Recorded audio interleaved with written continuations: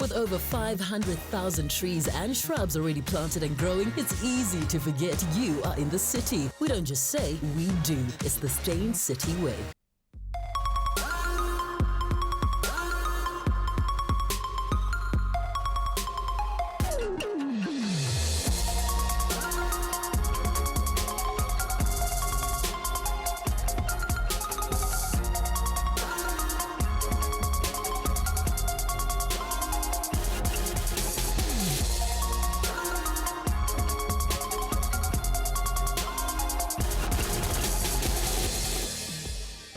Hello and welcome to Real Talk with me, Anele. Today's show is all about celebrating love for ourselves, love for our crafts, and love for each other. Later, I'll talk to a couple whose love has endured the taste of time. And by time, I mean 53 years. Yeah, just stop, pause where you are and think 53 years. One person, eh? Years later, they're still so smitten with each other. But my first guest, 2012, was a major year for him. Hashtag Team Khaya rallied behind the pastor's kid from Mlazi, who wowed judges from day one of Idol Season 8, then stunned South Africa with a soulful rendition of Nicki Minaj's Super Bass. He can never escape that. But the question remained, could he become the first black winner after 7 years of Idols? 2.5 million votes later, he indeed won, and he was no one-hit wonder either. A year later, he led a 20-piece choir to win 500,000 rand thanks to Clash of the Choirs. Since then, he's recorded award-winning albums, collaborated with hitmakers like Big Nas, DJ Black Coffee, and after a brief stint away from the studio, Khaya Mthethwa is back on the charts, yo, and he's on Real Talk. Hello there. Anele. Yes? Thank you for having me here. Listen, I remember my first ever comedy gig in Durban, and I was like, yo, because you know Durban people here, you need to know your story there. And so and so I get up there and I'm like, yeah, you guys are so difficult. I was like, Michael Jackson could come back from the dead to come perform in Durban, and you guys would still be like, how? Where's Khaya Mthethwa? It's funny, Michael Jackson. We don't want Michael Jackson. Bring us Khaya Mthethwa. Yeah, no, Durban people are crazy like that. In fact, you say Durban, but I give it to the whole of KZN. Most definitely. And a love like that province can give you is something you can't explain, right? No, definitely. I think we are very, very patriotic, you know. Like we have that strong, hey, you know, when you meet people in the mall, it's like, hey, what's what smell? You know, hey, smell.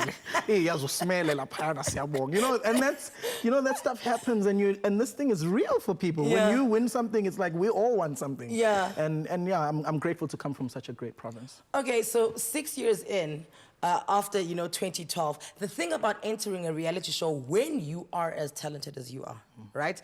So first, my question is, you didn't need to be told you're talented. You were just going there to get a stage. I'm with you. It was a platform. Okay. You know, it's one thing being talented, as you're saying. It's another thing having an audience, having people to appreciate that craft, and having people that you're going to walk a certain journey with. You know, where you look back 8-10 years down the line and you're like, yo, there's still Team Khaya, people that have been there. And from the day you kind of whisked out of that competition, they're still there, kind of like buying albums, downloading singles, you know.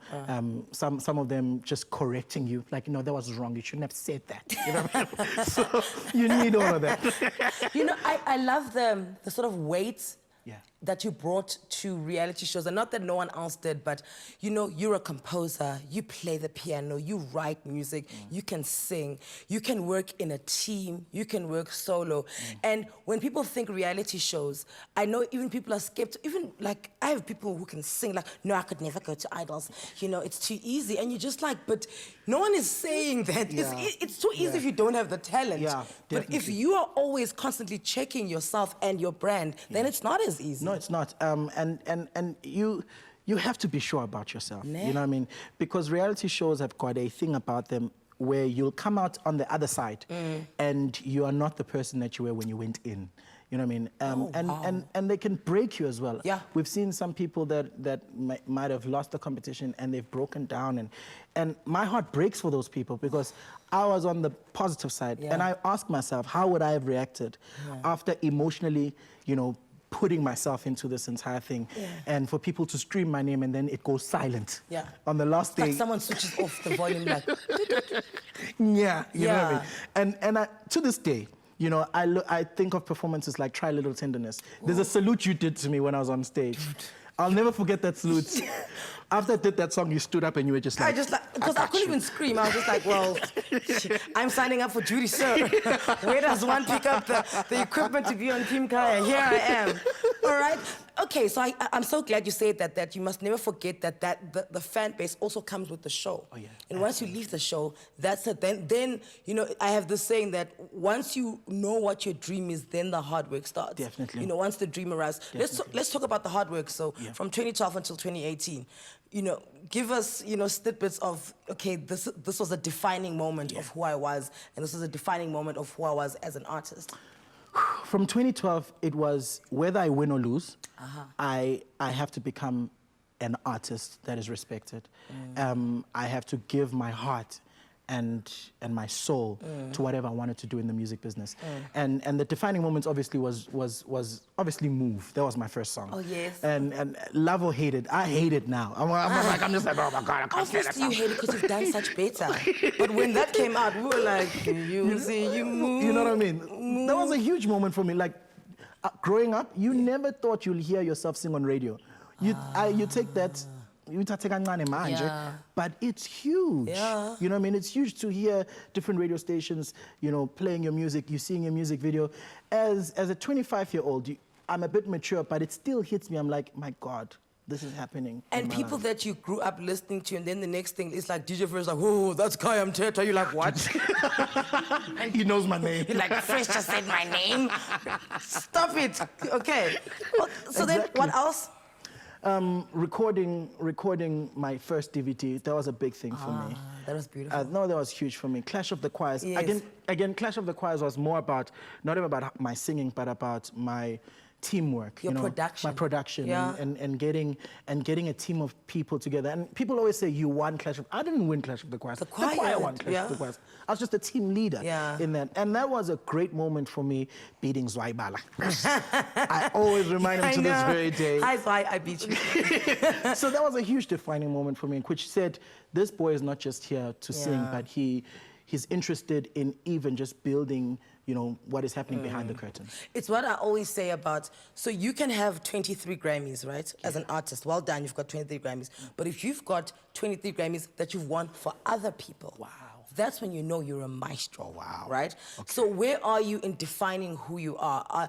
Is it Khaya artist, Khaya producer, Khaya maestro, Khaya?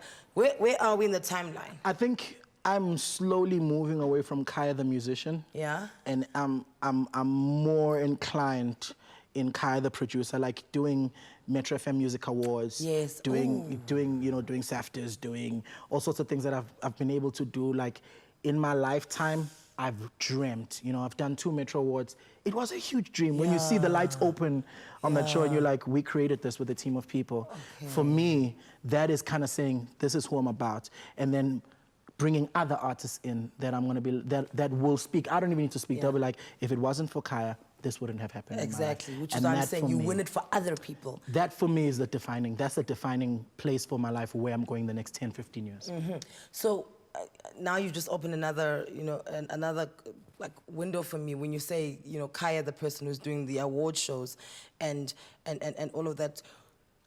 How is it that you can be this Khaya that we know is like a gospel maestro, but then if it's time to put on a hip-hop ensemble, you've got it, and you are there and you're putting the notes together and saying, no, you know, don't do this, don't go high here, go down there. Do you not struggle, like how? Do you not struggle to convince people that, don't worry, this could be a classical number, but I got you, and B, what music are you consuming, Jay, for yourself? That gives you such a wide range. That is such an amazing question. Oh, thank you. I try. I'm obsessed about music. You go into my playlist, I got Drake, I got everybody, I got Casper, I got AK, I got everybody. That's kind of doing something in our industry. Like whether it's abroad, whether it's Nigeria, whether it's in the Congolese. I love infusing music in my life because you're only as big as your exposure. You know what I mean? And you're only as great as your exposure. So if I just stick on the gospel thing, no one's going to respect me by the time I put together a musical piece. And it's not just me. I work with it's a team. You know what I mean? I work with great producers as well within my team, where when we'd call on a platform like the Metros, and it's a hip-hop, it's a hip-hop set, which is about 4 artists. All of them, it's like 1.5 minutes, and all of them, they want 5 minutes. Oh, gosh. And you'll be like, no, we can't do your entire verse. No, you can't do pick the best line. Pick the best line. And tell your mom to tune in there. Please don't swear. You know what I mean? So, and I think over the years, because I've done it a couple of times and it's been a success, I've kind of gained respect. So when I speak to them, it's like, yo, Ntwana, we hear you, let's do it that way, it's fine. I like that. You're only as big as your exposure. So the more things you expose yourself to, the bigger you get. Khaya has proven beyond a doubt his talent and versatility as a singer, a songwriter. After years of being raised in the church, he's now ordained as Pastor Khaya Mthethwa. Ooh, Baba Mfundisi. Is he ready to lead? Find out after the break.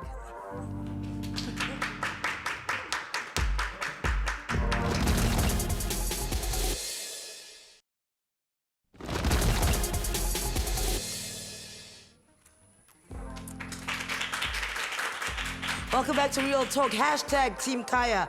Holler at us. Send us your messages. The WhatsApp line is on the screen because your favorite platinum-selling artist and Idols alumni is in the building. He's going to perform for us a little later. That I promise you. So his life and music is deeply rooted in his spiritual upbringing. In case you didn't know, he's no longer just the pastor's kid because he is now the pastor. So, you just get it right. It's not just Khaya Mthethwa, get Pastor Khaya Mthethwa. Do you know what I remember about church is that every Sunday, the pastor always got food from people. People just want to give the pastor food. Are you getting the food? I want to go back to those days. We don't get them food anymore. Really? No, dude. Dude, no. Pastor, I'm a casserole dish. Maybe back in my dad's time. Not in our time. Please ask him. Just be like, how was the waistline? You know? No, not anymore. Not anymore. We're not there anymore. But back in your dad's time, you guys started the church inside your house. Yeah. In our living room. How beautiful is that? It was amazing. Well, it was intrusive, to be honest. Okay. I want to be real talk. It was a bit intrusive, but it's calling. You know, it was my parents' calling. It was. I look back now, and I thank God they did that because our organization wouldn't be what it is today if it wasn't for those humble beginnings. Was it always called Oasis or was it called Kwabokai? So, yakala Oasis of Life Family Church, Yasiba Umlazi Oasis Fellowship Center. It's now Oasis Church. All right. So probably 10 years from now, it's just be Oasis. So there's is it Hillsong, the church that's all over the world? Oh, dude. Is that where we're taking Oasis? We have got no other choice, Anele. If we don't do global, what's the point? What's the point? If we because don't God's go big, everywhere. you know what I mean? If we cannot spread the gospel all over this continent, and I had a question on WhatsApp before I started the show that said, but why did you come out of the church to go onto a secular platform? I'm like, the church is not a building. The church is people. So wherever I am, I take church along with me. You know what I mean? You can't take church away from me because I'll be taking who I am away from myself. So I think that we'd absolutely love to build an incredible global brand. And me and my wife, we're obsessed about that. New Zealand, hey! Hey! Me and my wife. It's always my favorite part at weddings. When they're doing the speech and then the guy for the first time was like, my wife. I'm like, yes. Of course. Okay, so you and your wife? No, we're obsessed. We're always like on YouTube, we're watching these churches. Yeah. I mean, we want to go to different conferences and expose ourselves to these great things that are happening. And I think our country is ready for that. A lot of young people, a lot of people our age and in our generation are spiritually hungry. And they need a place where they can be real with God and they can encounter God for themselves. And I also feel like in the last 8 years, the message that has been coming about God and about Christianity and about spirituality was so conditional. If you don't do this, God won't do this. If you don't do that. And I feel that the youth are already living on those standards to each other. You know, if you don't do this, I won't do that. For God to be represented that way to them, it's very dangerous. No. And it's not in line with the gospel. It's not in line with the gospel message of what the Word of God teaches us, that you know, everything was paid. Everything is by his grace. You know, it's not a give and take relationship with God. He gave everything. It's up to us to receive that love. It's up to us to accept what he's done for us. And gone are the days where people walk in church where they need to feel judged, where they need to feel like they're being marginalized, where they feel like, you know, they're not part of the whole thing that's happening. I feel like the church has grown and matured to understand that it's one of the biggest hospital institutions in the world. And they're the most hurting people. They need the hospital. And that's exactly, the church is the biggest hospital in the world. It's that line I like, you need to love people when they least deserve it. Absolutely. You know, the one who least deserves the love, that's the one you should love the most. You see soldiers in movies where if a soldier is shot down, they go back for that soldier. You don't leave soldiers that are shot down. Oh, shame. Just stay there on your own. But we go back and fetch those people that feel like they're hurt and they feel like their lives are not together, and we bring them back into the house of God. So naturally, KwaZulu-Natal is flooding our WhatsApp line. Data. Woo, guys, I'm making real talk. Data. Please play the voice note. Hey Anele, this is Victor Nvuyogasi from Bloemfontein. We have a daring question we wanted to ask Khaya. Wasn't it hard getting to marry your wife since you got married in a traditional way, whereas you're a pastor's kid and you have Christian beliefs? So wasn't it a challenge or? Oh, nice, Vincent. That's an incredible question. Yeah. I think getting married is a family thing. It's two families coming together. And I'm very, very sensitive in honoring the family that I'm saying I love. And we honor each other's values in coming together. And I mean, my family doesn't have a lot of cultural values, but I believe in ilobola. I believe in imbesa. I believe in these things because they are beautiful things in our culture. They are things that kind of bring us together as families, and those are amazing moments. Lobola is not going against Christianity. Not at all. Because the point of lobola, because back in the day when you were dating, you would not know your man's family and they would not know your family. Yeah. It was like you guys will. The day you tell us about each other is the day you guys are getting married. And then that's why there's 3 lobola celebrations. And it's negotiations. It's not, now 100 rand, you know, there you go. It's so it's basically vulamlomo to get to know each other. So there's nothing unchristian about ilobola. Even I'd even go as far as the Bible is very clear about giving gifts to those families. You know? It's all over the Bible. So and sacrificial lambs when people sacrifice things. That's why it's slabimbus. Definitely. Yeah. So thank you, Vincent. That was a great question. So apparently you and your brother tried to rebel as the pastor's kids. Why would you take it there? We're boys. Because also every time I've seen you, I just like, what a nice young man. That is a nice young man. So for me to be told that you were a rebel, I'm like, rebel. No, we were. We absolutely were. Me and my brother are I mean, we're like this. So what was the height of your rebellion? Like you take your tie and tie it around your head and be like... man. I mean, we've done the most silly things. We've drank. Okay. We've had drunken nights with my brother. We've crashed cars. My dad had to repair things. Okay. You know what I mean? So we've been boys, you know, growing up. And we're lucky to have a father who was like, just don't tell your mother. You know what I mean? just make sure your mom doesn't mind. We're lucky to have such an amazing dad like that. And then, did you not feel like you were being judged then? Because everyone is the pastor's kids. You know, when they bring in the casserole dishes, they're also looking at the pastor's kids. Because in a way, you know, you may not know it, but they are modeling their kids as well. You know, as much as you want to be like your pastor and aspire to be that spiritual level, the kids are part and parcel of it. You guys were like the Obamas. I think the church of its own has pressure, definitely. But you have to have a strong backbone to decide what kind of life you had. What kind of life you want to live. And I've made mistakes in front of our church, you know. My church knows about my breakups. I've lived a public life. They know I broke up with that person, now I dated that person. I'm like, oh my God. And those two people are fighting because of the fact that you did that, So, but the humanness of my life that cannot be overshadowed by what God is doing in my life. Y'all are just gonna sit there like he didn't just drop the sermon, the word, clap something. Jeepers.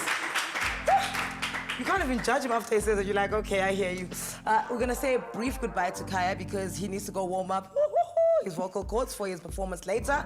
I can't wait to chat to him about newlywed bliss. We're going to chat a little bit about a certain Miss former South Africa, Ntando, Kunene, Mthethwa. Coming up, though, the doyens of theatre together for over 50 years in love and in business. We are joined by Des and Dawn Lindberg. Stay with us.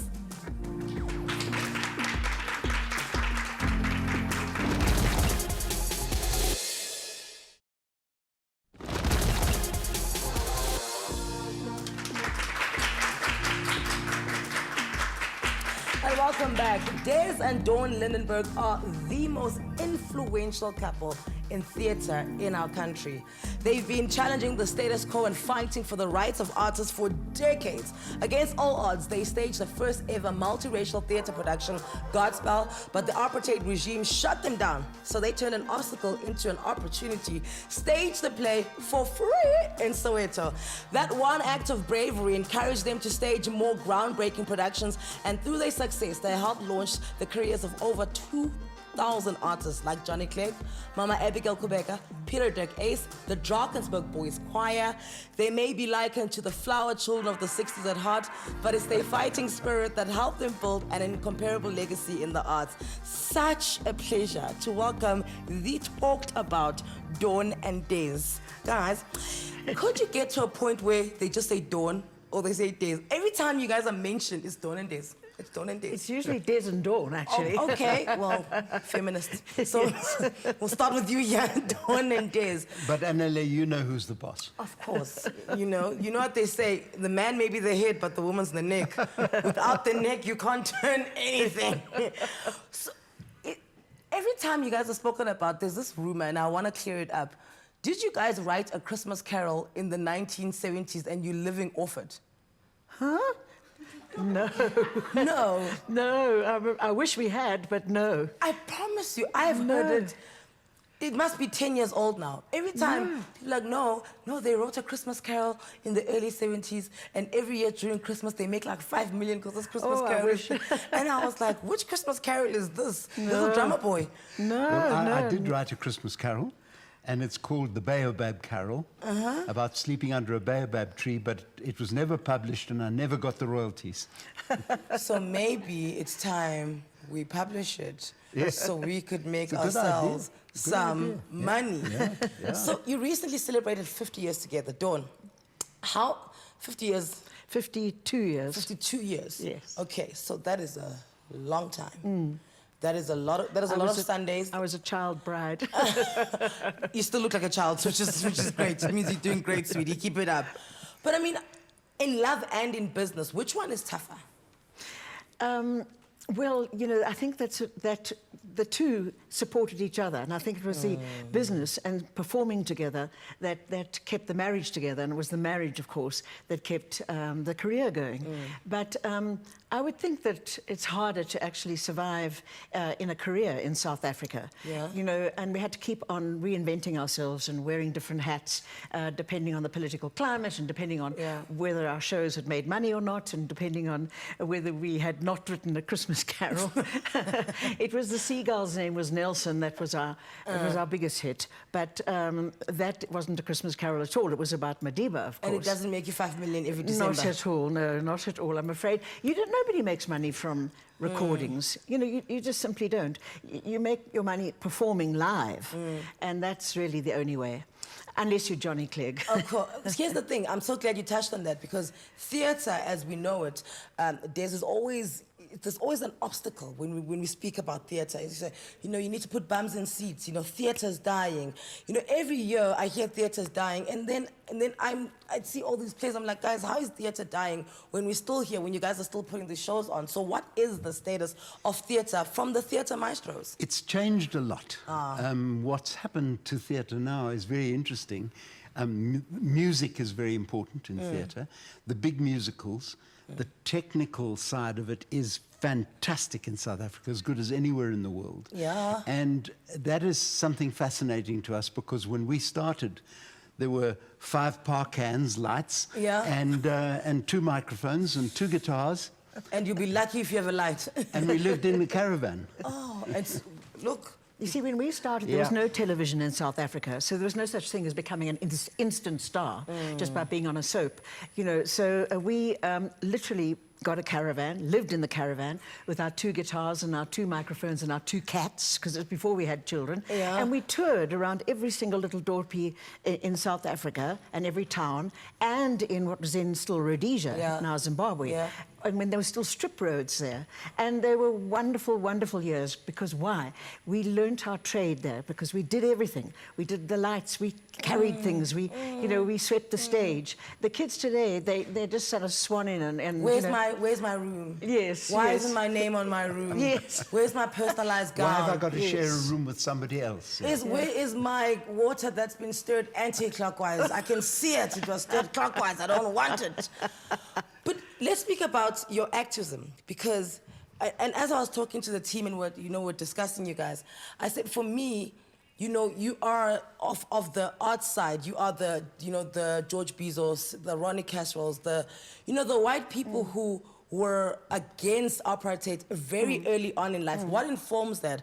You know, were your parents the same minded that they raised you guys this way, or did those views merge and form when you guys were together?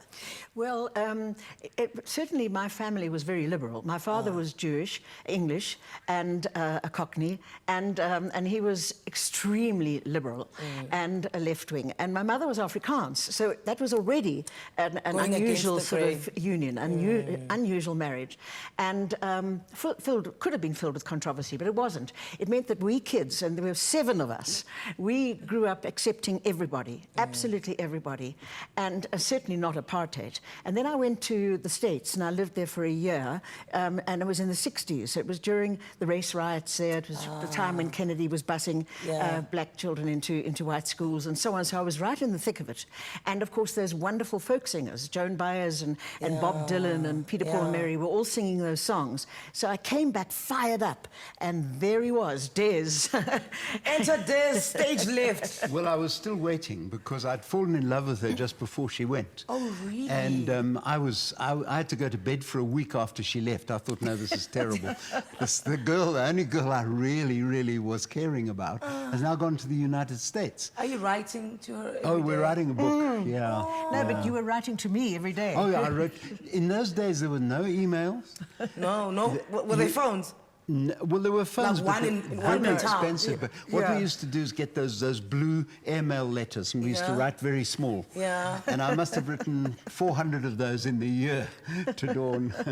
So then, okay, so she's spoken about, you know, her dad, you know, he's Jewish with a bit of Cockney, and then the mom's Afrikaans. What were your parents like, and why were you so free-spirited? Dawn, funnily enough, was born in Durban, and my parents were born in Durban.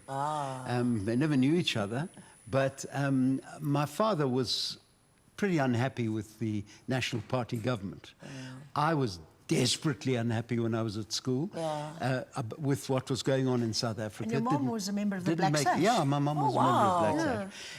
And I couldn't stand the thought of coming out and joining one of the mainstream political parties. At the very moment that happened, Helen Suzman and all those people walked out of Parliament and formed a new party. I went and joined that party. I was at the first Congress of that party. It was the Progressive Party. And I learned so much about politics, and I met so many amazing people, and I wrote a lot of songs which got me into big trouble with the National Party government. You see, we thought that, sorry Nelly, but we thought that through music and through entertaining people, through making them laugh perhaps, making them think, that we could then effect a small change and in our field. And so it was the time of the folk song in the coffee bars, you know, and he ran the Troubadour, Des ran the Troubadour for 3 years. And we started singing together, and we started singing those wonderful, wonderful songs about peace and love and brotherhood of man. And we were flower children. Yes! And we haven't changed a bit. I was about to say that. I was like, you still are. Look, that's just the tip of the iceberg of what Des and Dawn have achieved in showbiz over the years. After the break, I want to know how Des and Dawn reached their golden anniversary, 50-year romance, 52 now. That's half a century, people. You know, it's difficult for our cricketers to reach it in a day. Huh? Ne? Come back.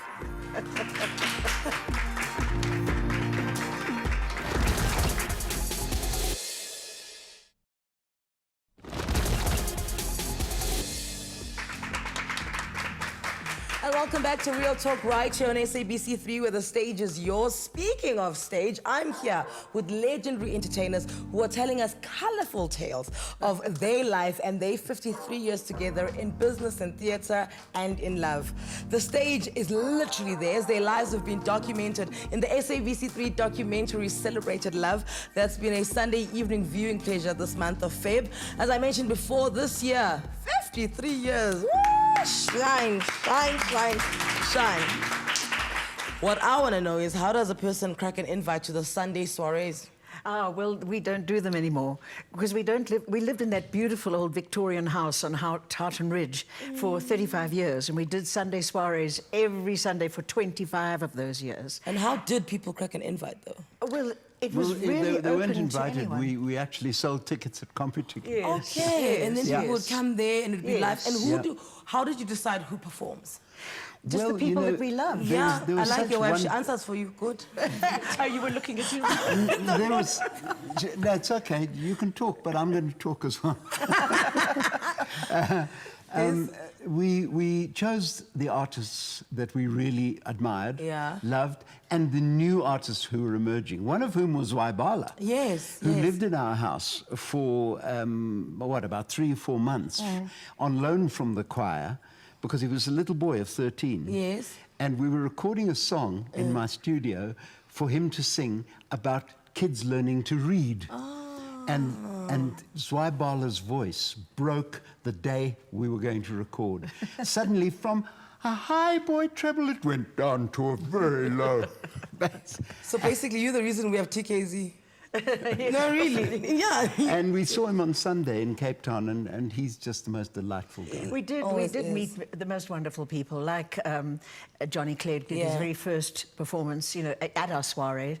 The Soweto String Quartet also did their first performance, and wonderful other people. We always used Tessa Ziegler, classical guitarist, and Mark Banks used to practice all his comedy routines at the soirees. You guys are definitely the people who'd attest to this more than anyone after 53 years in the industry, is that it is so unpredictable, right? You could think someone is going to make it. You're like, this person, talent, they'll make it, and then they don't.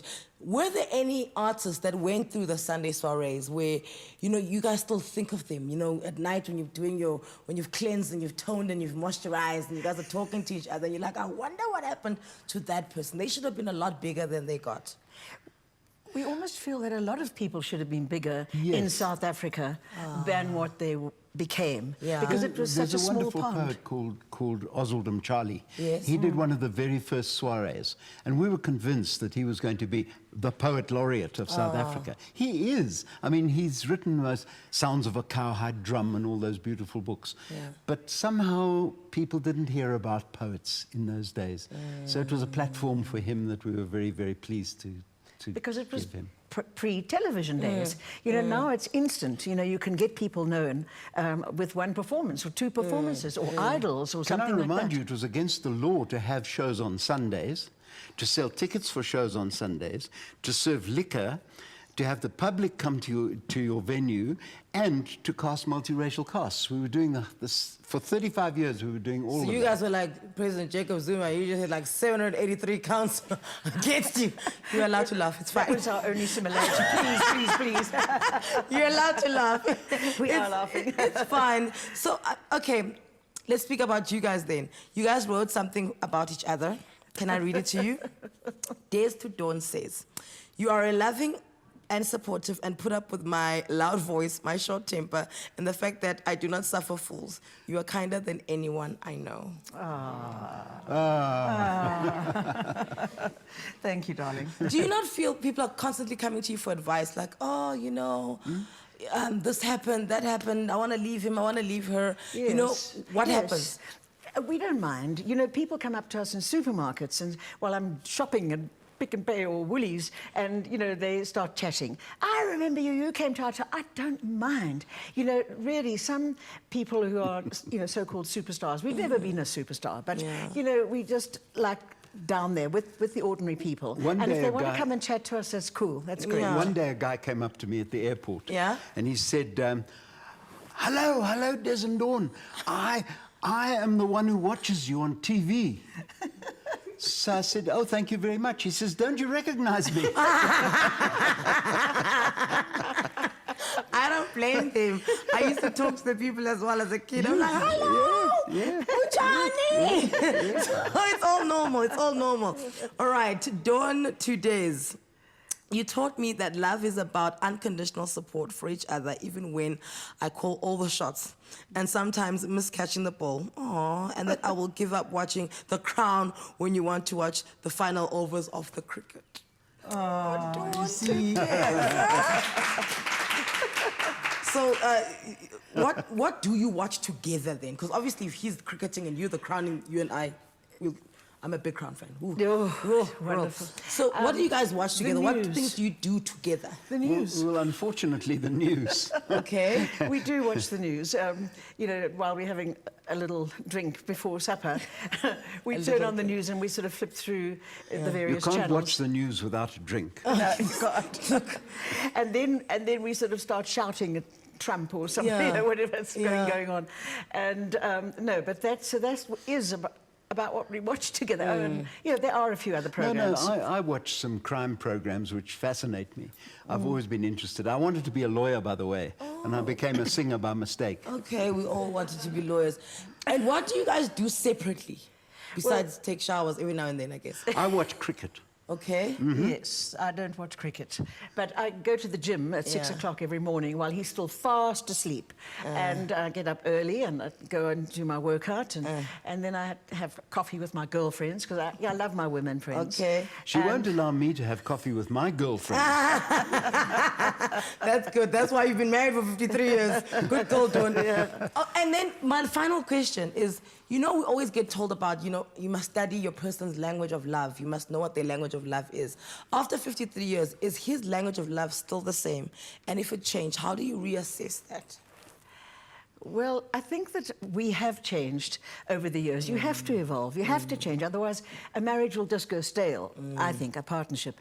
And so I've learned to try not to push his buttons so that he can, you know, lose his temper. And I've become very calm. He just still likes my bottom, so I'm very lucky.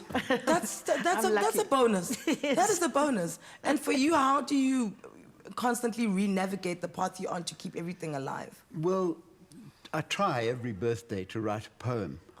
And Dawn has a big book of poems now because there have been a lot of birthdays. Okay. And I think one day I might publish those. Yeah. Just for fun. I think you should. Because they are poems, they're real poems. Yeah. But then I write poems about people in our family as well when they have a birthday. So I've got a lot of poems. Okay. Yeah, guys, he's a wonderful lyricist. Thank you so much.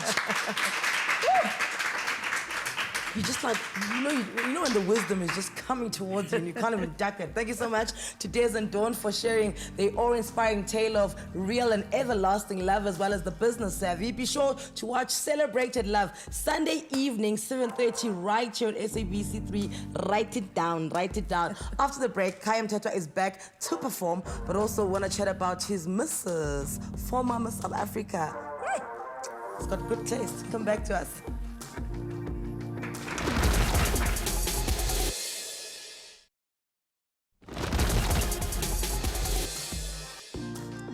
So we welcome back multi-talented singer-songwriter Khaya Mthethwa. He's taken on a bigger role at his family church. He's a very busy man at the moment. There's new music on the horizon. He's about to perform. He's embarked on a new radio career. And just this past December, he tied the knot with Ntando Kunene. Is it Ntando Kunene Mthethwa now? Ntando yenkosi Mthethwa. Okay. All right. So Kunene just like, oh, I like that. No. How did that start? Did you like 10 of her pictures in a row on Instagram and then she was like... Absolutely, yes. Because you know she's gorgeous, Absolutely, so you like... yes. I'm like, double tap that, that. Actually, she does tell a story to her friends with Aibo. Khaya started liking my fake pictures. Apparently, I hear from her friends that she told her, Aibo, Khaya followed me. Aibo, Khaya started liking my pictures. But anyway. And as she was saying that, her smile is getting wider, like. And I'm sure she's looking at me right now. She's like, oh, don't you dare. All right, and then what do you concoct a plan that you can run into her at a gig, like? It's the first time I'm gonna tell the story. First time, I concocted a lie. I was like, okay, how am I gonna lie to this girl? Because there's no way I'm gonna go into. What else am I gonna say? What could I possibly say that she could be like, oh, absolutely, let's do this? No. Yeah. I was like, okay, and I'm gonna. she's Grace. Eh? Yeah, no. And Ntando, she's got that thing. You there, and I'm here. Yeah. So know what you want before you come here. So I decided, it's okay. I spoke to my manager. It's okay. Let's book this girl. Let's lie that we've got a gig and want to book her to come and speak. I came up with this big lie, this huge lie. And then the day I was supposed to call her and tell her that lie, I chickened out. I was like, and then I told her that I had planned to lie to you. So I picked up the phone. I'm in the gym. I'm like, yo. Oh, she first doesn't pick up for days. Okay. So I call and I leave a message like, I'll call you back. 2 days pass, she doesn't call me back. I try and call her again. Can I call you back after 5 minutes? She doesn't call me back. It's that, that cat and mouse kind of thing. And then eventually she picks up, she calls me back. I'm on the treadmill in the gym.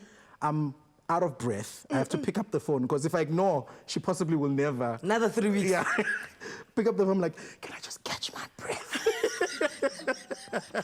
Anyway, I'm like, listen, I had come up with a lie. But look, just give me a minute to have coffee with you.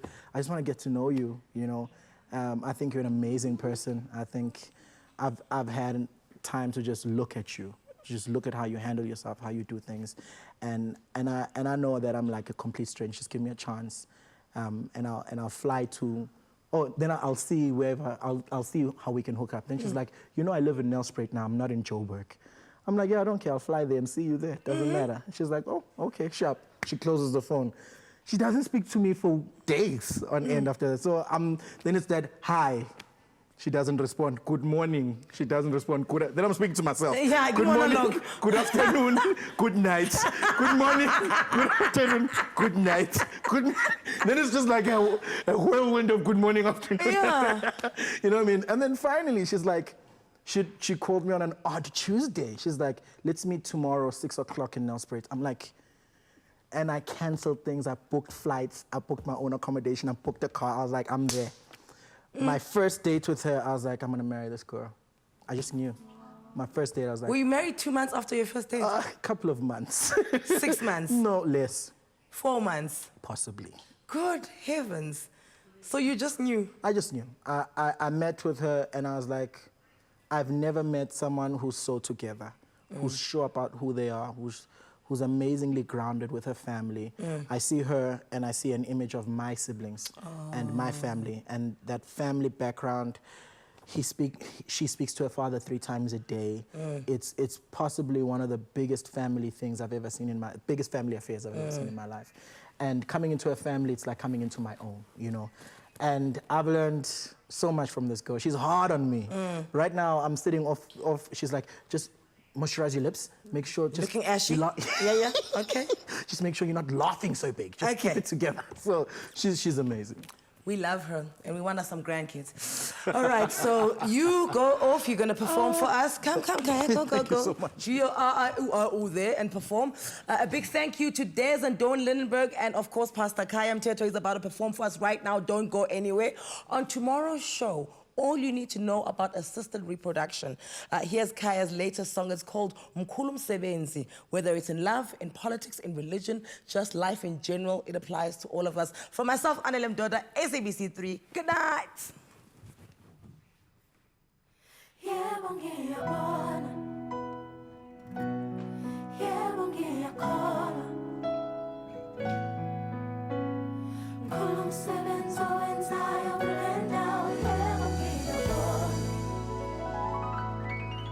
Sengiyabona,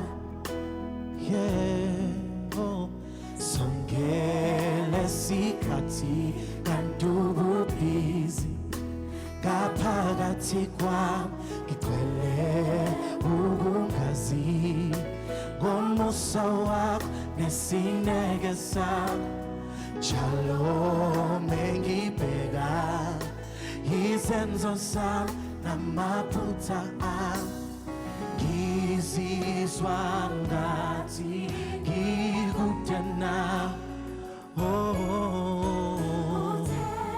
mekuphela amandla wangibonisa wakagcwele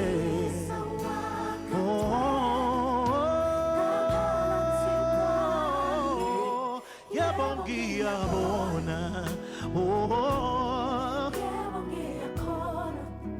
sithi mkhulu umsebenzi owenzayo yebo yebo ngiyabona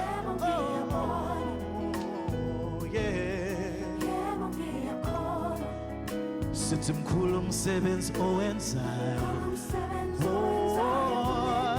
yebo ngiyabona sengiyabona songele sikhathi kanti busy ngaphakathi kwami ngigcwele ukungazi ngomusa wakho nesineke sakho njalo mengibheka izenzo zami namaphutha ami ngizizwa ngathi ngikude nawe kuthe mekuphela amandla wangibonisa wakagcwele ngaphakathi kwami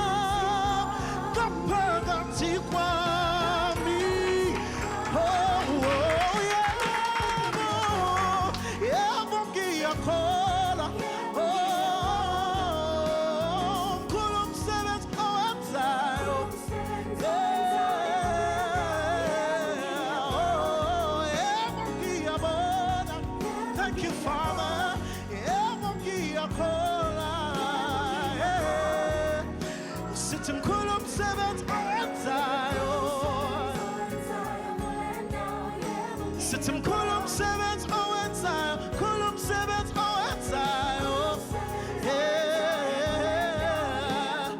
yebo ngiyabona mkhulu umsebenzi owenzayo sithi mkhulu umsebenzi owenzayo mkhulu umsebenzi owenzayo yebo ngiyabona mkhulu umsebenzi owenzayo yebo ngiyabona ngiyabona ngiyakholwa ngiyabona ngiyakholwa sithi ngiyakholwa sengiyabona ngiyakholwa. Come on, sing it to yourself right now. Sithi ngiyabona sithi ngiyakholwa ngoba mkhulu umsebenzi owenzayo ngibona amandla akho sithi mkhulu umsebenzi owenzayo kule ndawo yebo ngiyabona mkhulu umsebenzi owenzayo kule ndawo yebo ngiyabona. No man